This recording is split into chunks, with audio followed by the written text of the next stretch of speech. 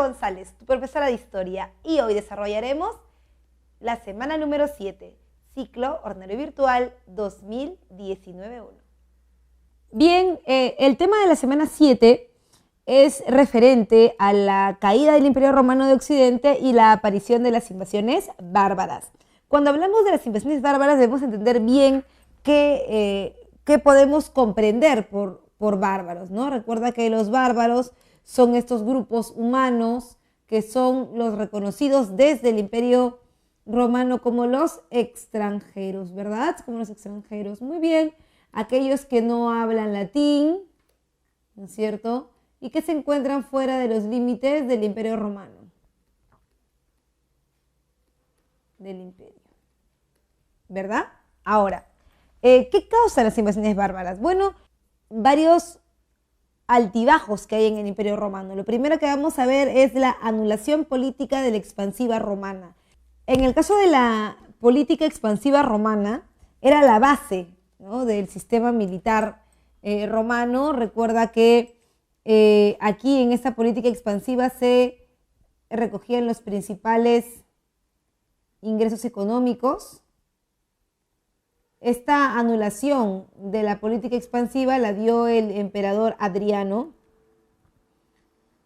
quien eliminó esta suerte de pavos, ¿no?, que vino a hacer un golpe fuerte para Roma, puesto que se le sumaba a esto el aumento del poder de los cristianos. Recuerda que los cristianos poco a poco fueron tomando poder desde el gobierno de Constantino hasta llegar al gobierno de Teodosio, cuando aparece la oficialización del cristianismo en todo Roma, ¿verdad? Ahora bien, no solo eso, sino que como en el caso de los cristianos el golpe fue tan fuerte porque los cristianos vienen con todo este discurso de que hay un solo Dios, de que no hay que pagarle a más dioses, entonces comienzan a perder piso un poco las arcas del Imperio Romano, porque ya no hay gente que tribute a los dioses, ya no se puede mantener el ejército, aunque esta salida rápida de impuestos que eran generados por los demás dioses, que eran muy numerosos y que ahora solamente tendríamos un monoteísmo, esto generó no solamente que hubiera poca entrada para mantener el ejército, sino también provocó evasión de impuestos por el alto costo de estos, ¿no? Como se redujeron los dioses, entonces el costo de los impuestos de cada uno que quedaban comenzó a elevarse, y eso tampoco la gente no lo pudo soportar, y por eso es que comienzan las invasiones bárbaras. Por otro lado, también está el abandono de las ciudades por la crisis agrícola, ¿no? La crisis agrícola es un periodo muy fuerte en el que hay poca cosecha, hay crisis de trigo, la gente no puede consumirlo, etcétera, etcétera. Por eso es que para evitar las pocas producciones, la gente deja de acudir a las ciudades donde todo costaba más caro, ¿no es cierto?, porque estaba a un precio muy elevado por la falta de producción en los campos, ¿verdad?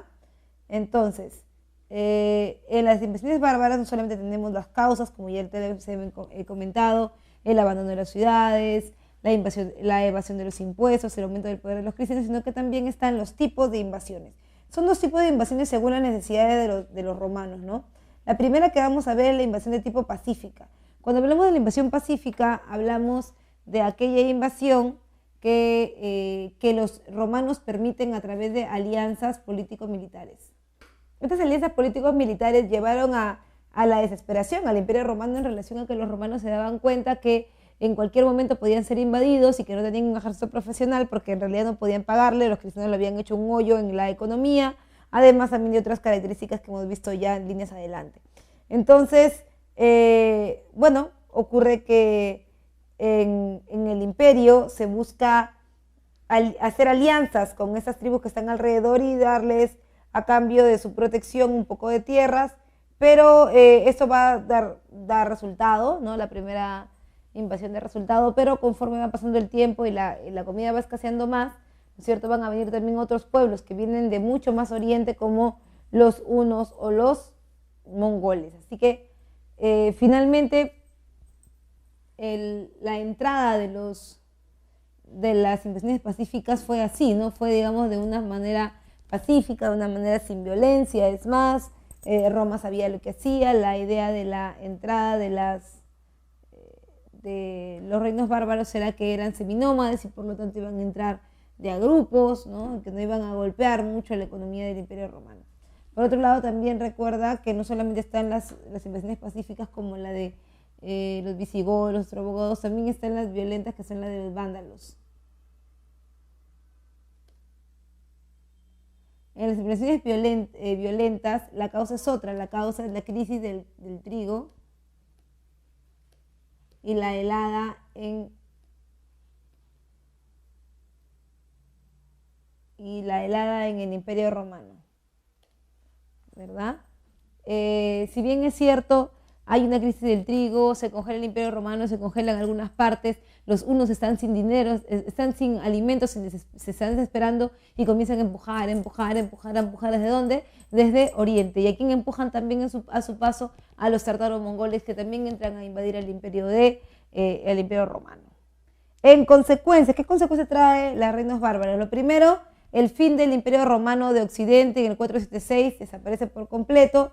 Lenguas romances importantísimos como el francés, el italiano, todos esos son lenguas que son ya combinadas con el latín. Y finalmente la ruralización de la economía. Recuerda que como consecuencia la gente ya no quiere vivir en las ciudades porque en las ciudades falta de alimento, no lo pueden conseguir rápidamente por el problema de la crisis. Y después el cristianismo como una unidad, ¿no? También una consecuencia de las invasiones bárbaras es que la Iglesia Católica va a tener una tarea social, y la tarea social es unir a los grupos que estamos frente a los que nos encontramos, ¿no? Bien, hemos dicho que las invasiones pueden ser de dos tipos, pacíficas o violentas. En el caso de las pacíficas, es por una alianza político-militar con el Imperio Romano y un acuerdo entre los reinos bárbaros que estaban rodeando el Imperio Romano. Y bueno, la idea era entregarles tierras para que hicieran la tarea de ser una frontera viva y que finalmente pudieran defender el imperio romano de los ataques externos, ya que los romanos no contaban con la suficiente solvencia económica como para poder costear un ejército, ya que los impuestos se habían reducido en gran magnitud por el problema de los cristianos, por el problema de la política expansiva militar. Y bueno, esas son las invasiones pacíficas, cuando la idea era que ellos cuidaran el límite, pero finalmente llegó un problema de helada, una crisis con el trigo, y al haber crisis con el trigo y no haber alimento, las reinas bárbaras que estaban en las fronteras del Imperio Romano tuvieron que dejar el imperio y entrar, digamos, al imperio a buscar alimento, ¿no? Finalmente, esta misma helada empujó a los hunos, empujó a los tártaro-mongoles para entrar al Imperio Romano y finalmente destruyeron con todas las fuerzas que pudieron. Entraron al Imperio Romano y esa fusión, esta combinación entre los reinos bárbaros y la cultura latina nos da como resultado los reinos bárbaros germanos, que hay que tener en cuenta la ubicación de los reinos bárbaros germanos, son todos los que se encuentran en la zona norte del ex Imperio Romano. Y ahí aparecen varios de ellos como los visigodos, los ostrogodos, los vándalos o los francos. De todos, en realidad, el que más nos importa es el reino franco. ¿Por qué? Porque el reino franco le da origen al imperio carolingio. Bien, hemos dicho que la sociedad que más nos importa es la de los francos, porque los francos le van a dar origen al imperio carolingio. ¿Comienza con quién? Comienza con Carlos Martel o Carlos Martillo. Carlos Martel, ¿no es cierto? ¿Quién era el mayordomo de los reyes holgazanes y que va a tomar protagonismo en la batalla de Poitiers en el año 732, cuando protege el reino franco de la desintegración, ¿verdad? Y luego tienes que el hijo de Carlos Martel es Pipino el Breve. Pipino el Breve, vamos a ponerlo acá, Pipino el Breve, realiza alianzas con la Iglesia Católica, vence a Childerico III, último rey holgazán. Vamos a poner aquí, vence a Childerico III, último rey holgazán, e inicia el reino franco. inicia la dinastía merovingia, inicia de manera formal el reino franco, ¿no es cierto? Ahora, Pipino el Breve tiene un hijo llamado Carlomagno, y su hermano es Carlomán. A Carlomagno lo coronan el 25 de diciembre del año 800 el Papa León III y lo proclama como el emperador. Ahora, ¿para qué servía esta alianza entre Carlomagno y la Iglesia Católica? Para fortalecer la expansión de ambos, tanto de la Iglesia Católica como de Carlomagno. Donde ambas fueran, podrían expandir los territorios ya mencionados. Ahora, en el caso de Carlomagno tuvo como objetivo consolidar la alianza entre la Iglesia Católica y el Imperio Carolingio, ¿no? Lo que buscaban era consolidar. Carlomagno busca consolidar la alianza con la Iglesia y difundir el cristianismo. La alianza con la Iglesia.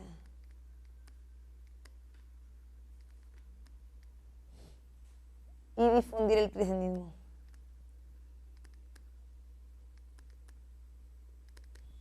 Bien, Carlomagno tiene un hijo, su hijo es Ludovico Pío. También algunos lo llaman Luis el Piadoso. Este Ludovico Pío es el que firma el Tratado de Verdún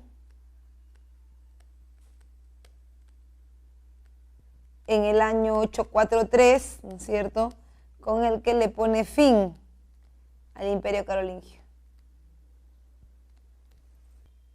Pero el Imperio Carolingio en realidad no solamente es una estructura política que pasa por Carlomagno, por Ludovico Pío, sino que sobre todo es una estructura administrativa, ¿no? Y ahorita vamos a ver qué es eso. En relación al Imperio Carolingio no solamente es un sistema político, administrativo como el que acabamos de ver, también hay que ver cuál es la estructura que soporta el Imperio Carolingio y es la organización administrativa. Esta organización administrativa está dada por elementos tales como la disposición del territorio, que está organizado a través de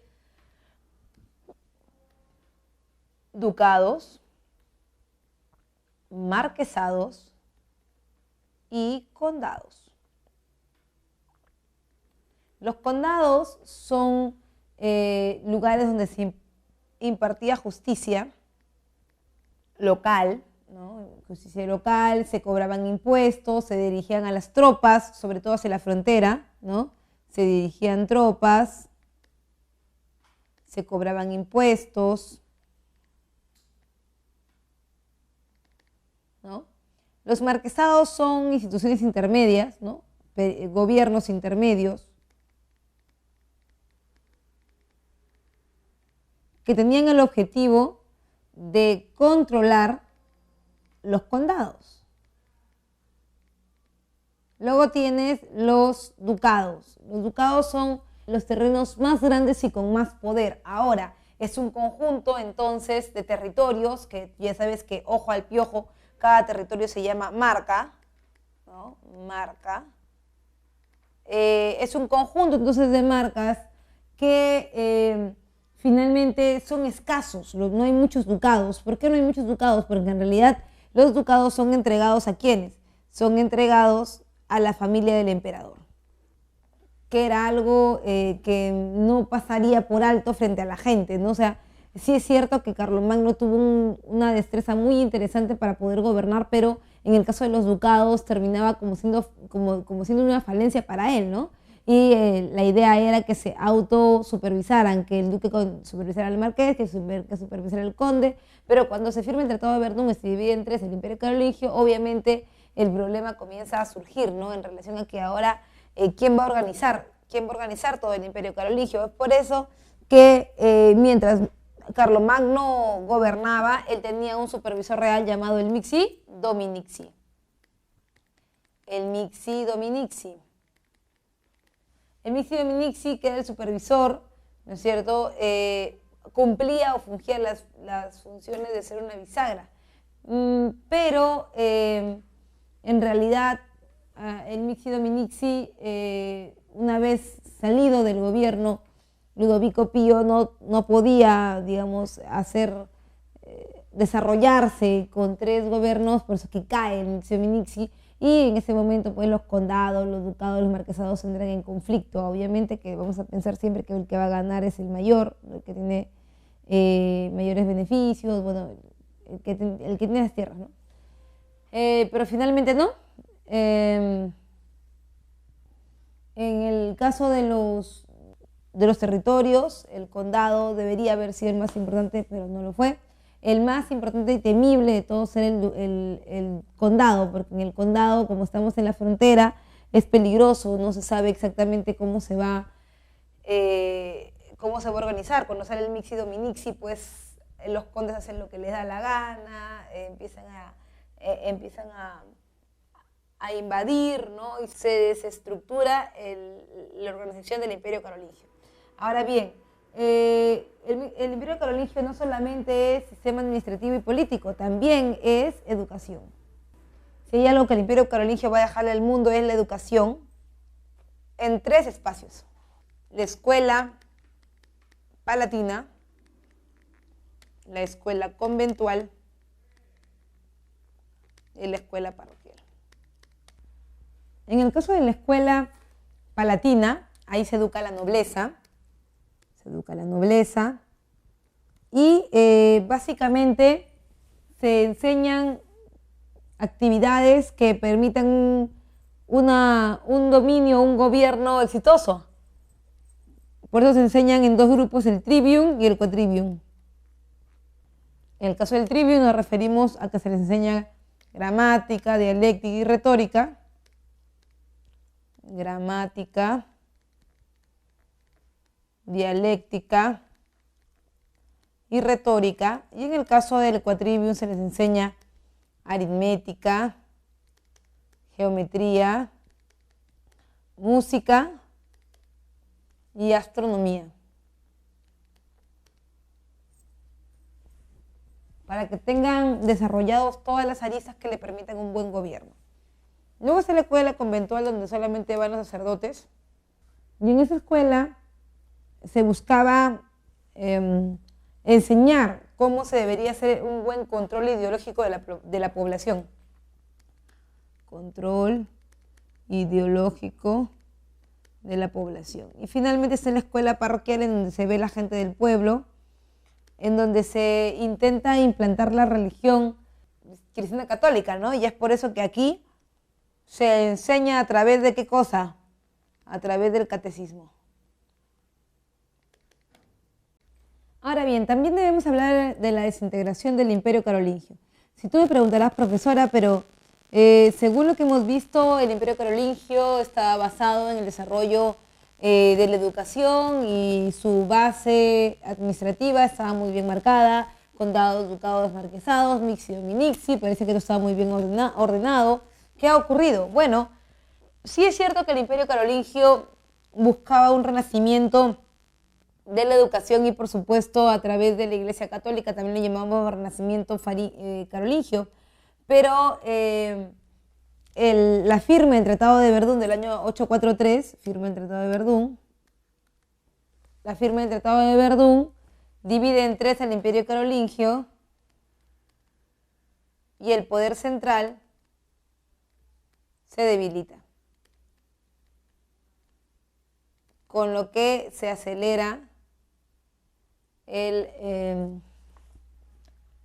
la destrucción del Imperio Carolingio. Por lo tanto, una vez destruido el Imperio Carolingio por estas razones, nos damos cuenta que surge a partir del Imperio Carolingio otra forma de gobierno, que es el feudalismo.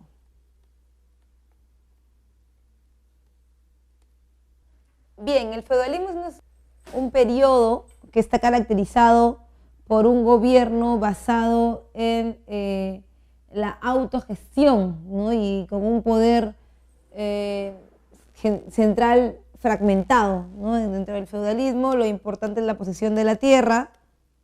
Es un poder fragmentado.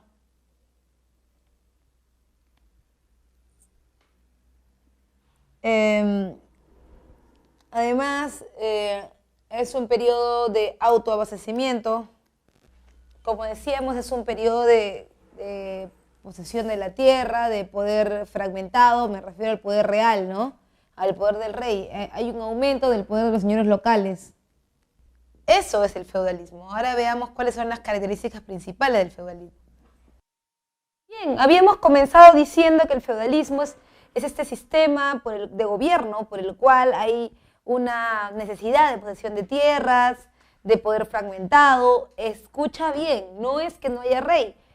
El rey reina, pero no gobierna. Sí existe, pero lo que existe también es un poder más amplio de aquellos que tienen feudos. Entonces, tú recuerdas que los feudos han aparecido al desintegrarse el Imperio Carolingio y han aparecido entonces ahora en este feudalismo. ¿Qué tiene de diferente el Imperio Carolingio? Que ya no hay un poder central bien organizado, sino que más bien este poder está disgregado en los señores feudales. Ahora, es un sistema económicamente de autoabastecimiento, quiere decir que ellos producen todo lo que necesitan. No tienen que comprar fuera. Ojo a lo que te voy a decir. Como dicen tu separata, en realidad no es que no haya comercio. O sea, sí hay comercio, pero es un comercio que se ha visto reducido a su mínima expresión porque solamente es comercio dentro del feudo. En el caso del feudalismo no vamos a encontrar comercio entre feudo y feudo, ya que la moneda es única y exclusiva para un feudo. Si un señor feudal, por ejemplo, el señor feudal de tu feudo, quiere acuñar una moneda, lo hará con su cara, porque ese es el símbolo del feudo, ya que digamos que él es el dueño de todo, ¿no? De la fuerza de trabajo, de las fuerzas productoras en general, de la tecnología, de la tierra, de la gente, de todo. Entonces, si la moneda se acuña con su cara y es de un metal precioso, entonces ya no es fácilmente intercambiable, porque en otro feudo no va a servir la moneda. Por lo tanto, no hay comercio entre feudo y feudo, pero sí hay comercio dentro del feudo. También hay un aumento del poder de los señores locales. Esto ya viene por la añadidura de lo que estábamos diciendo arriba, ¿no? Finalmente los señores locales comienzan a tener poder, a desarrollar ejércitos propios y por supuesto a desarrollar también líneas de gobierno, ¿no? O sea, líneas de formas de gobernar, por ejemplo, se rodean de gente que conozcan, lo que tú llamas como clientelaje, también un ejército desarrollado, siempre se están buscando expandirse, ¿no? Etcétera, etcétera, etcétera. Vamos con las características del feudalismo. Mira, una de las cosas que tenemos que ver, ya hemos revisado algunas cosas, hemos visto en generalidades algunas cosas del feudalismo, pero la economía, por ejemplo, es una economía de autoabastecimiento. Como te lo comentaban en algún momento, la economía de autoabastecimiento implica que tú vas a producir lo que tú necesitas, pero no estamos hablando solamente de satisfacer necesidades, ¿eh? Estamos hablando también de diversificar las necesidades. Es decir, en un feudo como si fuera una ciudad pequeña, esa es la idea de un espacio de tierra con un poco de gente dentro que está especializada en alguna actividad. Por ejemplo, hay artesanos, floristas, panaderos, herreros, zapateros, y cada uno de ellos ofrece su fuerza de trabajo a cambio de una moneda interna, ¿no es cierto? Que está regulada obviamente y de manera estricta por el señor feudal. Luego está el predominio de las actividades agropecuarias. Esto es tan cierto como la idea de decir que se convierte en una economía rural. Y es que no estamos hablando de comercio entre feudo y feudo, tampoco estamos hablando de comercio a gran escala y tampoco estamos hablando de industrialización. Solo estamos hablando de la crianza y usufructo de animales y de la tierra, ¿no? Una economía agropecuaria, o sea, basada en la agricultura y la ganadería. Reducción de la circulación de la moneda. En realidad la moneda es algo que caracteriza a las sociedades de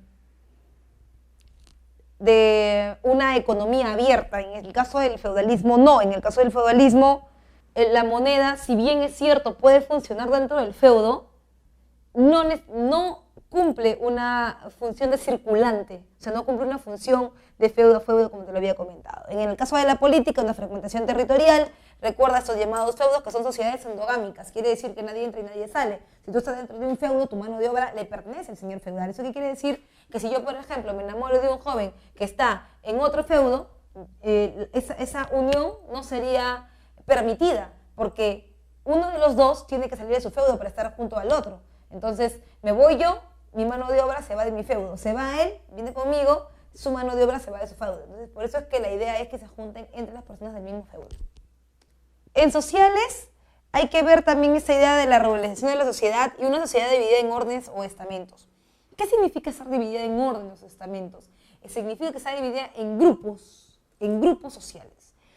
Tienes a los vellatores, que son los señores de la guerra, ¿no? Son los caballeros, los señores que van a ser los que expandan o tengan a cargo la expansión territorial. Luego tienes a los oradores, que son básicamente los sacerdotes. Profe, ¿para qué sirven los sacerdotes? Para mantener el control social. ¿No? Y los laboradores, que esos son la gente del pueblo, ¿no es cierto? Los que con su trabajo mantienen las necesidades de los demás. En una sociedad estamental hay diversas formas de relaciones, ¿no? Está la primera, que es la forma de vasallaje, que es entre señores feudales, uno más grande y uno más pequeño, ¿no es cierto? Uno mayor y uno menor. En el caso de los señores feudales mayores o los señores feudales más grandes, que tienen a su cargo territorios más vastos. Por ejemplo, imaginemos que yo soy la señora feudal de la Universidad San Marcos, ¿no? San Marcos cumple con las características de un feudo en la medida en que San Marcos es un espacio cerrado en donde adentro hay interacción entre las personas y además lo tienes todo para poder sobrevivir aquí adentro. Entonces, yo soy, por ejemplo, la señora feudal del todo San Marcos, pero dentro de San Marcos, cuando yo llegué, ya había encontrado dos facultades que estaban desarrolladas y que yo no me voy a meter con ellas porque en cierta manera me pueden beneficiar de algún modo. Entonces, las dejo en pie, pero obviamente con mi poder, que es supremo el de ellas. Y bueno, un día veo que esas facultades están peleando entre ellas y que se quieren conquistar entre ellas. Yo no voy a permitir que se conquisten porque finalmente el territorio completo es mío. Que yo haya dejado que ellos estén allá adentro, eso es otra cosa, ¿no? Ahora, esas facultades pequeñitas que me deben obediencia y me deben fidelidad son señores esas facultades son señores feudales pequeños. Yo soy señor feudal, pero ellos también son señores feudales más pequeñitos. Ahora, el señor feudal más pequeño, ¿qué relación tiene conmigo? Tiene una relación de vasallaje. Ambos somos feudales, señores feudales, pero uno es más fuerte que el otro. O sea, yo soy más fuerte que ellos. ¿Yo qué le entrego a ellos? Le entrego protección. Por ejemplo, las facultades, una era la de, sociales y la otra era la de educación. Entonces, educación quiere dominar a sociales y está amenazándola. Entonces yo salgo en defensa de sociales. ¿Qué pasa, educación? Yo soy la que protege a sociales, no le puedo decir nada porque la que habla en este feudo soy yo. Entonces, como yo ya le he salvado la vida a sociales, ellos me deben el favor. Y como me deben ese favor, entonces ellos van a hacer lo que sea por mí. Y a mí se me ocurre invadir, no sé, la Católica, ¿no? Como señora feudal. Y finalmente, yo pido ayuda económica y militar a sociales y tiene que dármela porque ella es mi vasallo. Ella es la que yo le doy protección para que nadie la golpee, nadie la molesta y ella me da ayuda económica y militar. En el caso de la servidumbre, por otro lado, es la relación entre el señor feudal y sus siervos, o también llamados los siervos de la gleba, que están adscritos a la tierra. El señor feudal, ¿no?, le entrega el beneficio, que son las tierras para que los siervos coman, ¿no?, para que puedan mantenerse. Y los siervos que le entregan al señor feudal su fuerza de trabajo, su mano de obra. Entonces, siempre en las relaciones de sociedad estamental vas a encontrar intercambios de beneficios, de necesidades, ¿no?, que luego van a formar todo el entramado del feudalismo, ¿verdad? Luego tienen las cruzadas. Ok. La mayoría me preguntará, profesora, pero a esas alturas me he dado cuenta que usted se ha pasado a Oriente. Bueno, en realidad ha sido a propósito. ¿Por qué? Porque yo lo que quiero que entiendas es cómo se desarrolla todo Occidente. Primero es la división del Imperio Romano de Occidente, luego de esa división entre las invasiones bárbaras, después de las invasiones bárbaras vienen los reinos germanos, después de los reinos germanos viene el feudalismo, viene el Imperio Carolingio, después del Imperio Carolingio viene el feudalismo y las cruzadas. Entonces, para que tú veas cuál es todo el orden secuencial, ¿no es cierto?, Paralelamente se están dando otras reacciones en Oriente, que lo vamos a ver dentro de un momento al final, ¿no es cierto? Pero quiero que te quede bien claro que esto lo estoy haciendo básicamente porque necesito que tú tengas un panorama como línea de tiempo de Occidente. Bien, ahora nos toca hablar un poquito de las cruzadas. Primero, para hacer un recuento de lo que estamos viendo, hemos dicho que vamos a avanzar con toda la historia de Occidente y por eso hemos ido en orden cronológico desde la caída del Imperio Romano de Occidente. Luego hemos visto las invasiones bárbaras, que pueden ser pacíficas o violentas. Luego la aparición de los reinos bárbaros. De ese, el más importante es el reino franco, que forma el Imperio Carolingio. Cuando el Imperio Carolingio se destruye, se desarticula, aparece el feudalismo.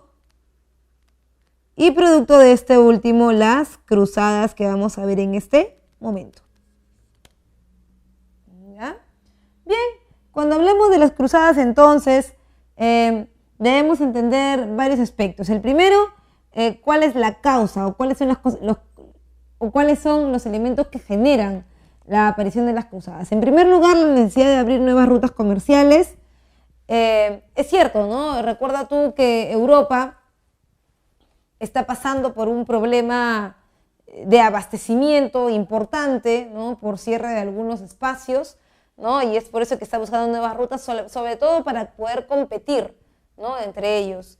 Luego tienes la conquista de tierras. Ese es el más importante de todos, porque en realidad estamos en un periodo, al final del feudalismo estamos en un periodo en donde lo más importante es la tenencia de tierras, pero ya en Europa casi no hay tierras porque las guerras por estas ya han prácticamente hecho que los señores feudales se apropien de todo el territorio en Europa y es por eso que vamos a buscar territorio en Occidente.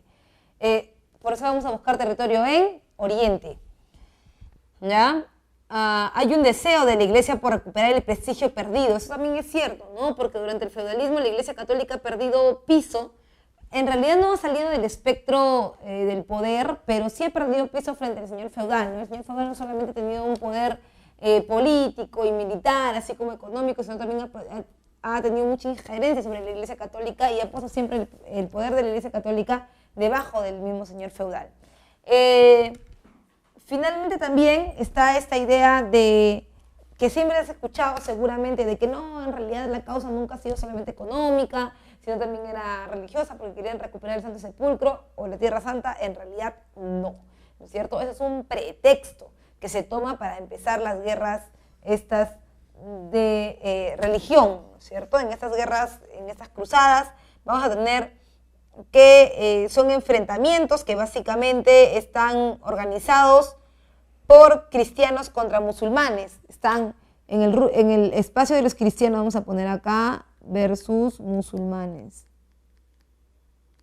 En el espacio de los cristianos tienes a la Iglesia Católica, más los señores feudales, más los reyes, todo esto, versus ¿quién? Los musulmanes.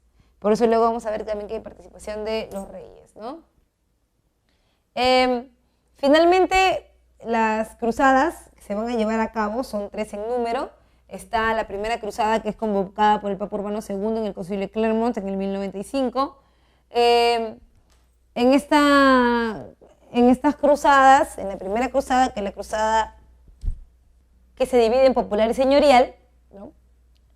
Godofredo de Bouillon en el 1099 ya había recuperado el Santo Sepulcro. Entonces, ya prácticamente el pretexto había desaparecido, pero ellos seguían detrás de su objetivo.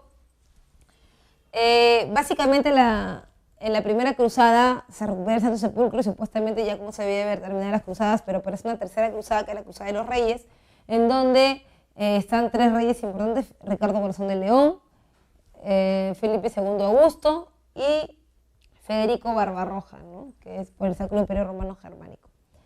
Bien, los 2 primeros en salir de las cruzadas son Federico Barbarroja, que se ahoga en el río Rief, y Ricardo Corazón de León, que tiene que regresar para una mejor administración de Inglaterra porque había dejado todo eso en manos de su hermano Juan Sin Tierra.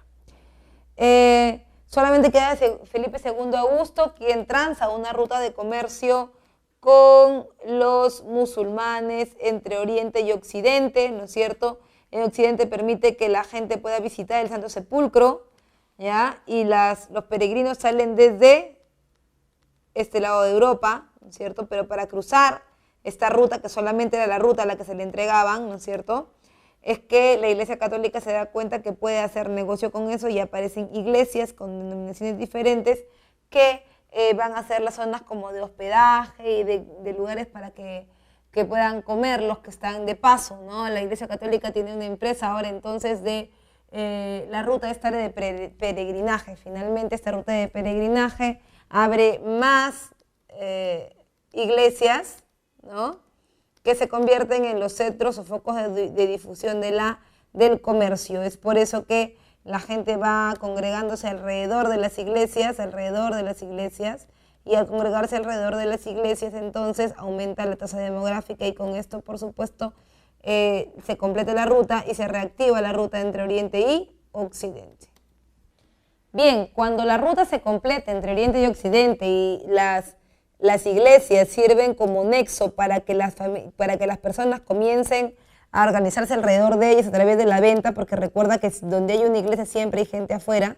Entonces, si te das cuenta, mira, la gente aumenta y esto hace que las ciudades que estaban, bueno, los ex feudos que estaban alejados ahora comiencen a unirse, a compenetrarse y que la ruta entre Oriente y Occidente se vuelva más dinámica, ¿no es cierto? Es por eso que hay una reactivación comercial entre Oriente y Occidente, un contacto cultural entre también Oriente y Occidente y el fortalecimiento del poder monárquico en relación a que es Felipe II Augusto el que ha ganado la ruta de peregrinaje y el que, digamos, que ha llevado a cabo las victorias que los otros reyes solicitaban, ¿no?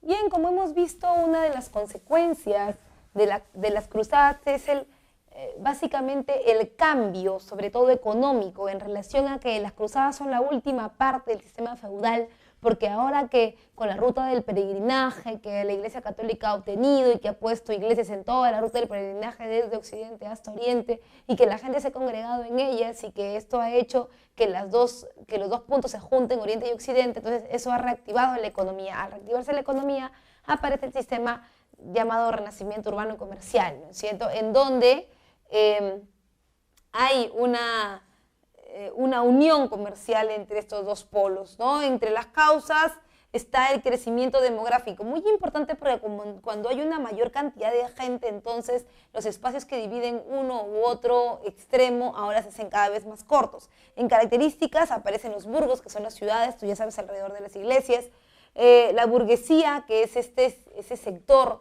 de la población que ya no solamente va a vivir de su trabajo diario artesanal, sino que también ahora va a tener una cantidad de ingresos mayor, por un intercambio mayor también, a la vez que hay más gente. También aparecen las universidades, ¿no es cierto? Muy importantes las universidades, porque al final de las cruzadas es la manera en la que la Iglesia Católica luego va a intentar dominar, ¿no?, a las personas a través de la justificación teórica, entre comillas, de los propuestos, ¿no? Y por supuesto las ligas comerciales. ¿Qué son las ligas comerciales, profe? Las ligas comerciales son diferentes a los gremios, porque también los gremios que aparecen en este momento son agrupaciones de personas que se dedican al mismo oficio. En cambio, las ligas comerciales son agrupaciones de personas que están en el mismo circuito económico. Bien, y en cuanto a la Gran Depresión medieval, recuerda la causa más importante es la pequeña edad glaciar, en donde los cultivos se dañan, hay un problema en la producción, porque al estar prácticamente congelados o a una temperatura muy baja, entonces hay que ir cambiando de producto de manera progresiva. A eso le llamamos nosotros también rotación trienal, ¿no? Y finalmente están pues la escasez de los alimentos propios de esta pequeña edad glaciar, en donde casi no hay nada de alimentos y hay que organizarse para obtenerlos. En consecuencia, las características están las hambrunas por esta pequeña edad glacial, están los conflictos bélicos como la Guerra de los 100 años, por ejemplo, entre Inglaterra y Francia, y la crisis de la Iglesia Católica porque ha perdido demasiados recursos en las cruzadas y ahora están entrando en una discusión interna llamada cisma de Oriente, ¿verdad? En consecuencia, es una depresión demográfica importante, ¿no? Al final, ¿por qué? Porque nos ha agarrado la peste. Y la elevación de los pueblos de mercancías. ¿Por qué hay más mercancía en los pueblos? Porque hay una tasa demográfica más grande a la cual ofrecer. Como habíamos visto entonces, hemos preparado todo, hemos ido desde la invasión, desde la caída del Imperio Romano de Occidente hasta el renacimiento urbano y comercial, hemos pasado por las cruzadas, hemos visto los sistemas cómo cambian económicos, pero ahora lo que vamos a hacer es ver el otro lado de la moneda. ¿Y cuál es el otro lado, profe? Oriente. Recuerda que Teodosio, durante el Bajo Imperio Romano, había dividido el imperio en dos, en Roma de Oriente y Roma de Occidente. Hemos visto Roma de Occidente, ahora nos vamos con Roma de Oriente. Y en Roma de Oriente está, por supuesto, el Imperio Bizantino, ¿no es cierto? También llamado el Imperio Árabe. Vamos a poner aquí Imperio Bizantino para que tú te guíes. Bizantino. También llamado Bizancio con Constantinopla. ¿Ya? En cuanto a las características políticas, la aparición del cesaropapismo. ¿Qué es el cesaropapismo? Es la unión del poder de la Iglesia Católica con el poder político al mismo tiempo. ¿Ya? En económicas, la base de la economía fue un comercio internacional. Y acá me voy a detener porque en realidad esto es lo más importante del Imperio Bizantino, que es un punto estratégico en ruta. Un punto estratégico entre la ruta de los productos que vienen de Oriente y quieren entrar a Occidente. Entonces, si te das cuenta, todo esto antes era Roma, se divide en dos, queda Roma de Oriente, Roma de Occidente, ¿no es cierto? Lo que queda acá serían los territorios que ahora son de Europa Occidental, y aquí en Roma de Occidente pues estaban librando los problemas que hemos visto al principio, ¿no? Estaban librando las invasiones bárbaras y demás. Entonces, aquí hay grandes problemas, mientras que en el Imperio Bizantino hay una bonanza económica, prima el Bizante de oro, ¿no? Y es además una economía más basada en el Mediterráneo. Luego tienes la religiosa, y en el aspecto religioso en el siglo XI se separaron oficialmente la Iglesia Católica con la Iglesia cristiana, dando pase a la Iglesia ortodoxa a través del cisma de Oriente. Y finalmente en culturales tú dirás, profesora, ¿qué nos ha enseñado, que nos ha dejado el Imperio Bizantino? Pues nos ha dejado el sincretismo de los elementos religiosos griegos y romanos. Sincretismo. Eso es algo de lo que vamos a hablar en la siguiente clase cuando veamos el mestizaje y todo lo demás. Es la apropiación cultural de un individuo sin pertenecer al lugar. Bien, en consecuencias, mira, lo primero que tienes que saber, súper importante, es que sin Imperio Bizantino no hay Occidente, porque los productos tienen que venir de China, tienen que venir de India, tienen que pasar por el Imperio Bizantino y luego entrar a Europa. Ahora, eso es algo que habían visto ya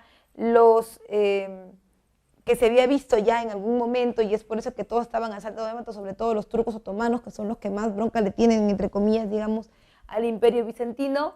Ellos van a hacer una piedra en el zapato, ¿no? Por otro lado, también recuerda que como consecuencia de la caída del Imperio el 29 de mayo del año 1453, con la invasión de los turcos, entonces capturan la sociedad de Constantinopla, y en Historia Universal, bueno, ya lo conocemos nosotros como es el fin de la Edad Media, ¿no? El Imperio Bizantino entonces, al final de todo, termina siendo como una boca, como un embudo, ¿no? Así más o menos. Este es Oriente, este es Occidente. Lo que me importa es esto entonces. Todo lo que venga de China, de India, de Egipto va a pasar por aquí como si fuera un embudo, o sea que es necesario, totalmente necesario. En consecuencia, entonces, vamos a encontrar que los intelectuales también bizantinos invaden Europa occidental e impulsan el humanismo y el renacimiento, que van a ser dos elementos que van a golpear muy fuerte las bases del renacimiento urbano y comercial y van a aparecer en Occidente.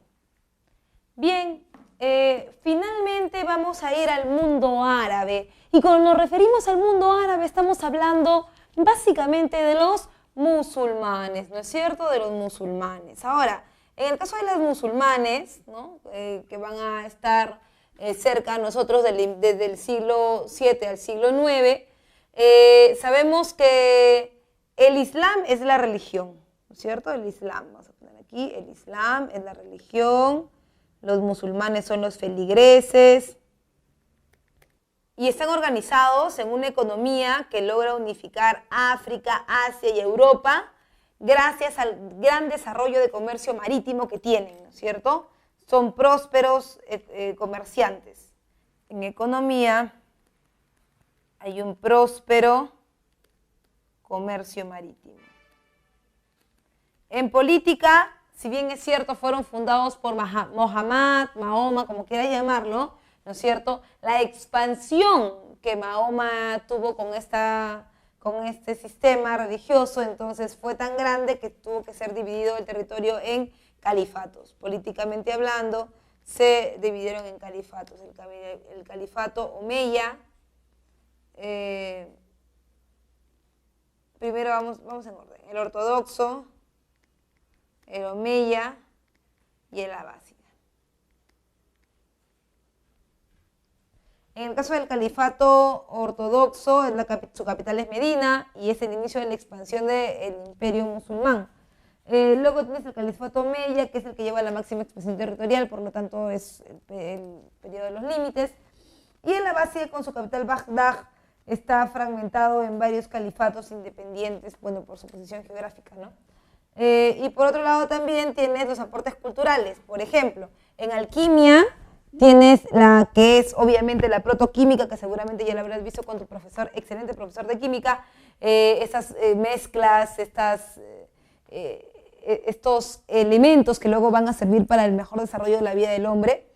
También tienes que con eso se busca el elixir de la juventud eterna y convertir el plomo en oro. O sea, dos de los pensamientos que actualmente todavía seguimos teniendo, ¿no es cierto? Y no en Oriente, sino básicamente en Occidente. La idea es, por ejemplo, de ser joven por toda la vida o de tener mucha riqueza. Adelantándose a nosotros, ya los árabes lo tenían. En medicina, Avicenas con el canon de medicina, muy importantes ellos en medicina porque en realidad van a ser los grandes innovadores en el sentido que ellos van a ser los primeros que hagan disecciones, porque tú sabes que en Occidente no se puede hacer, ya que en Occidente estamos en plena escolástica y se supone que la escolástica es este sistema que pone la razón al servicio de la fe. Entonces tú no puedes diseccionar un cuerpo porque según la Iglesia Católica el cuerpo es el templo de Dios, por lo tanto no puedes, digamos, que profanarlo, ¿no? Pero en el caso de Oriente sí se da, ¿ya? Y en filosofía, Averroes con los comentarios a Aristóteles. 5 pilares son los que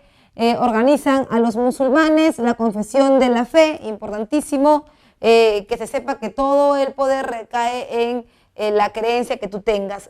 Orar 5 veces al día, súper importante para dar gracias a Alá. Dar limosna, no lo que nos sobra, sino lo que tenemos y más. Y el ayunar en el mes del Ramadán, ¿no? Que también es una fecha especial que se marca en el calendario musulmán. Y luego peregrinar a la Meca una vez en tu vida, como mínimo debes tener el objetivo de peregrinar al lugar santo, que en tu caso sería el Santo Sepulcro, pero en el caso de ellos es la Meca, ¿verdad?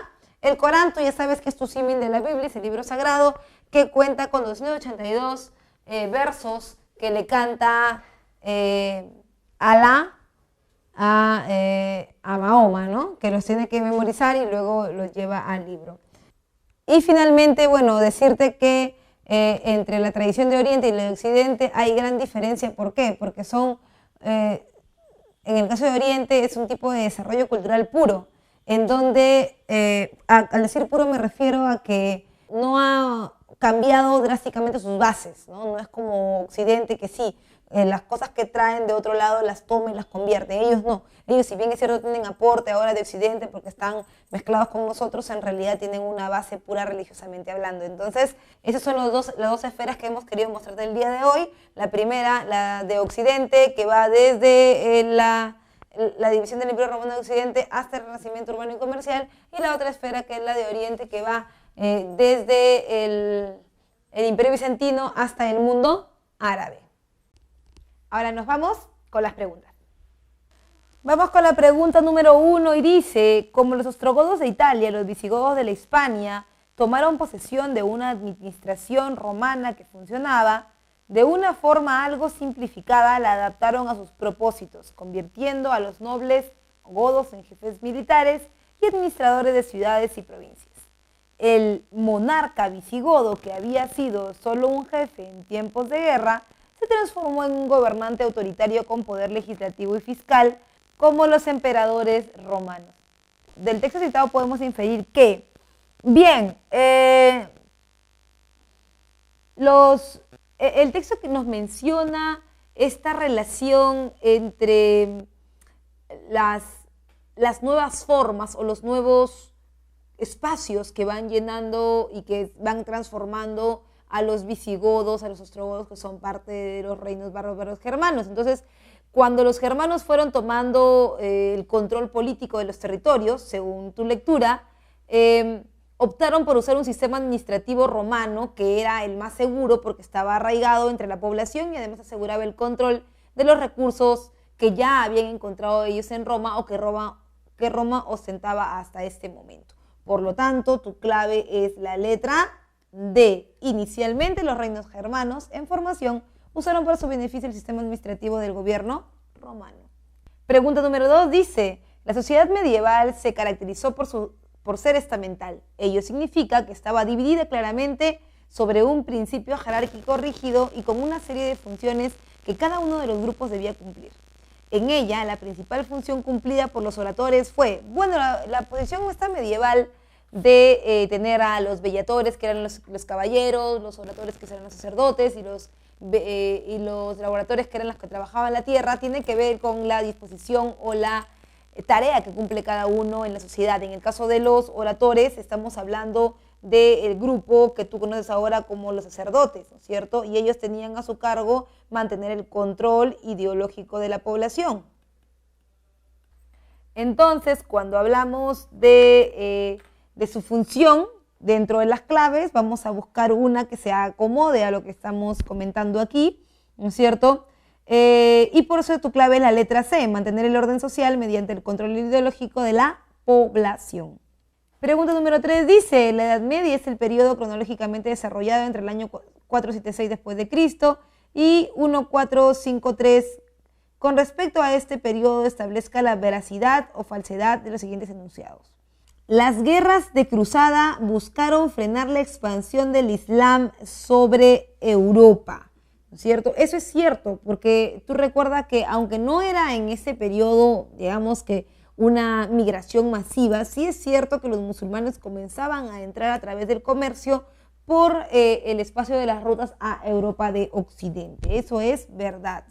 El Imperio Bizantino artísticamente destacó por su producción de mosaicos. Eso también es verdad, ¿no es cierto? Los mosaicos son estas guardas que se encuentran a manera de decoración en las paredes de los templos y casas en general.